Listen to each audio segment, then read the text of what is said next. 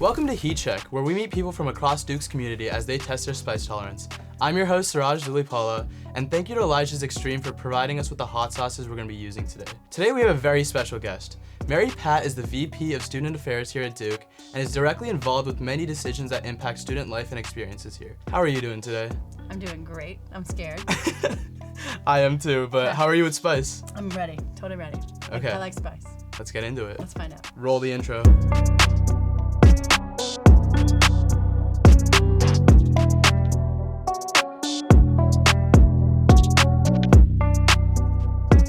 Have you seen the show Hot Ones? No.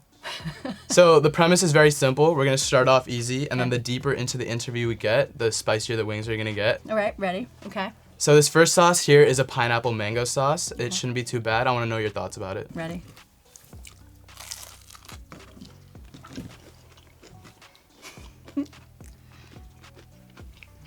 So I want to hear about the rundown of your career, starting as an undergraduate at Yale to now at Duke. Give me the breakdown. I was an undergraduate at Yale, as you said. Loved it, loved all the ways of being part of a college community. I basically never left college. I stayed there for a while. I went around the country to high schools and did admissions. I worked at NYU. I went to London. I came back and I worked for Bowdoin College for 12 years in a lot of jobs. Had kids, moved to Boston, became the Dean of Students at Tufts, came here in 2019. That's awesome. Yeah. Yeah. What is like some of the biggest differences between your time at undergrad at Yale versus like being an undergraduate student here now in today's time? When I went to college, my brother went to UMass and he left me a note, like big brother advice about college. And the last thing on the note, it was a PS. It was like, PS, check out this thing called email. And so I started college when there was like computer labs and everybody would go in and we did start like doing all these email things.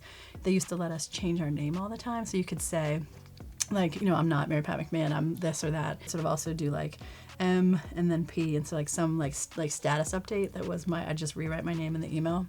And at one point I like made my email Mad Panic because I was in the middle of exams, and I got like a Duke Reach equivalent report. It was like, she's saying she's Mad Panic, is she okay? I'm like, oh yeah, like I have a lot of stress. It was we would not let people just change their email names the same way. Yeah. But you can change your name a million other ways. Ready to move the second wing? I'm ready. Okay, the second wing is a Reaper sauce. Okay. So let's get into it. Let's do it. A little spicier. A little spicier for sure. Mm-hmm. This is where we start taking steps up. Mm-hmm. Am I allowed to have this now? Oh, of course, of course. You requested the mango lassi today, which was... Yeah, it's totally gonna work. Okay, great. I want to know more about Mary Pat back at home. Okay. Tell me a little bit about your family. Okay, my husband's an 8th grade English teacher. My 2 kids are middle schoolers. One's 14 and one's 12. We have a really sweet dog and a really mean cat. Like really mean. Yeah. And you mentioned your husband is a middle school teacher and you primarily interact with the college students. Yes. Tell me a little bit about the differences and similarities between those two populations of students that you've talked about. Well, we were talking about ChatGPT the other day and how he has said to kids that he thinks might have used ChatGPT on the paper, I think you did this, do you want to try it again? And he said he has not yet been wrong. Like every time he said it to somebody, they're like, yeah, I did. And so they go back and write their own paper. So we've been talking a little bit about what in like middle school judgment, like you sort of do and don't do, and then in college you sort of also have this time where you're making your own decisions and trying to figure stuff out. So there's it's not the same, but it's more similar than you might think. Are you ready to move to the next wing? I think I'm ready. Any spice from the previous wings lingering, or? A little bit. A little bit? Just a little, yeah. Okay, yeah. mango lassi helping? Helping. Perfect. So this third sauce is a ghost pepper sauce. Okay. And this is also when we take a little bit of a step up. Okay. So All right, I'm ready. Let's get into it. Oh, a little more than I meant to have, but I did it. You can have as little or as much as you want, for sure. Yep, I overdid that one. So you've mentioned to me that you were a history major at Yale. If there was one historical event or time period you could study for the rest of your life, what would it be and why? I think I would pick a period of time that was sort of a major breakthrough and sort of I'm gonna nerd for a second and say like the repeating rifle and the stirrup came along at roughly the same time and changed a whole lot of things. So I would love to do any period that would be like, here's an industrial revolution change or like a major technology change, and here's how everybody's world was different. Like you could probably do like the introduction of the iPhone and the history of how that changed communication and who was beholden to who for what and how. And what are your thoughts on time period reenactments?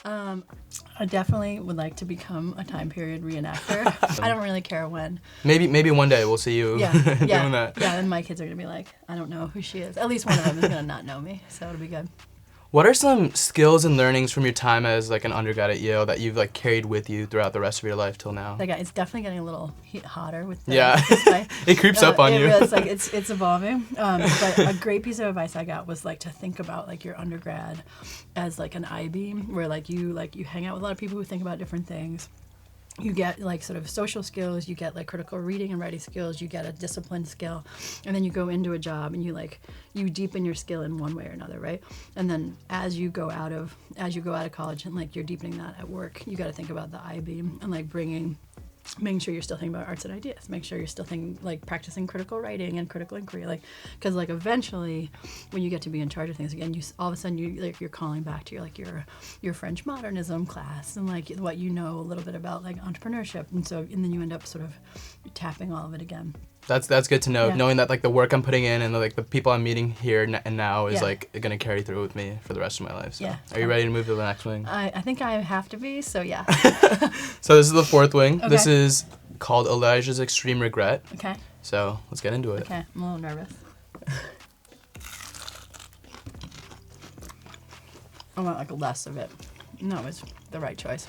Really good though. It is good. Yeah. For this fourth wing, we're going to do a rapid fire segment. I'm Okay. going to give you a series of questions and give me the first answer that pops in mind, okay? Okay, all right. You ready? Mm-hmm. Favorite spot on campus? Vondi. Favorite food on campus? The poke bowl. At Ginger and Soy? Mm-hmm. Which one? Spicy tuna. Okay, I like that one a lot too. It's totally my favorite. Favorite sport? Basketball. Favorite team? Boston Red Sox. Favorite U.S. president? Roosevelt, Franklin. Which Hogwarts house would you be in? I am in Slytherin. What other career would you be if you were not the VP of Student Affair? I would be a writer for the New Yorker. Oh, wow, that's awesome. Yeah. Choose one. Yale, Bowdoin, Tufts, or Duke? Oh, man. I gotta choose. I choose Duke. I love to hear that. I love to hear that. Okay. All right, ready to move to the last wing. So this one's called Elijah's Extreme Regret Reserve. Okay. And you put as little or as much of it as you want. Okay. How are you holding up with this spice? I'm doing well. Yeah. It's definitely like, I'm feeling it. Yep, I'm feeling it. It almost feels like you're hallucinating a little bit. You lock in, but... There's something happening with my vision. Yeah. It's a little tricky. Okay, you ready? Okay, I'm ready when you are. All right, here we go. Come on. Oh, you did a solid amount of that. Got on my lips a little bit, so I'm gonna be feeling that one. Yep. Whoops. Okay. Okay. All right. Good. How are we doing? Great. Fantastic. What is some advice you have for incoming Duke students that are navigating a complex social scene? Yeah, like lean into being dorkily awkward. Like no matter how like awkward you actually are, no matter how like cool you want to be, the best way to take advantage of Duke is to just be like, yeah, like what is the risk of being awkward? And what is the loss of being afraid of being awkward? So if you're afraid of being awkward, or if you're like nervous about sort of what people are going to think of you, you just miss so much at Duke, right? Like, and you when you start realizing, you make that pivot to understand everybody's focused on themselves anyways, and you can just get in there and like take all the classes, learn all the things, talk to people you would not get a chance to talk to if you didn't go here with them. Do it. That's my advice. That's awesome. And I would echo that because I was definitely super awkward as a freshman and Yeah. just trying out everything I could, and then Yeah. now starting to narrow down What like a the things I'm difference. interested in. So Yeah, it makes a huge difference, and then you realize that like it's up to you, right? Like you get a chance to figure it out. Yeah. Last question. Okay. What are your goals and outlook for student life? Yeah. And like over the next 1, 5, or 10 years, and how do we get there? Oh yeah, great. So I'm gonna go 5 years. I want to have this place be the place that could be the kind of school that my kids and other people's kids like can really thrive, like learn a ton. You know, I don't know if my kids are ever gonna want to come here, get in here, et cetera, but I want the college campus 5 years from now, Duke's, everybody's, and I actually really mean everybody's, not just us, to think about like how do people learn, where do people come from, how is the incredible opportunity of a place like this actually really available to everybody who really could be here and thrive, right? And there's still stuff. We're built a certain way. We're a medieval structure. You know, we've been doing things a certain way for hundreds of years, 100 plus around here. And that way conceptualizes a different learner, a different set of identities, a different set of privileges. There's some amazing things about that, you know, really being able to sort of, like I said, access the whole world. But how do we make sure that that is built like in a vision way that is like, it doesn't matter, like, it matters what you care about and what you want to do so that it's available to you, as opposed to what kind of setup you had before you got here, right? And so that's part of the vision for 1 year, 5 years, and 10 years. Duke is an amazing place. It's also a place that's like still growing and still getting better, and that's like it's super exciting to be a place that is both as incredible as Duke and as willing to try to get better. That's awesome. I think I might fall over. I was just about to ask how you were feeling. I'm good. Yeah. We made it through. I mean, 5 wings down. Yeah, we did it. That's all we have for you today. Okay. This is our 3rd ever interview. Thank you so much for coming on. Yeah, thanks for asking. It was really fun to do this. Thanks for having me. We appreciate everyone for watching. Yay. Let's go. We did it. We did it. That was great. All right, I'm gonna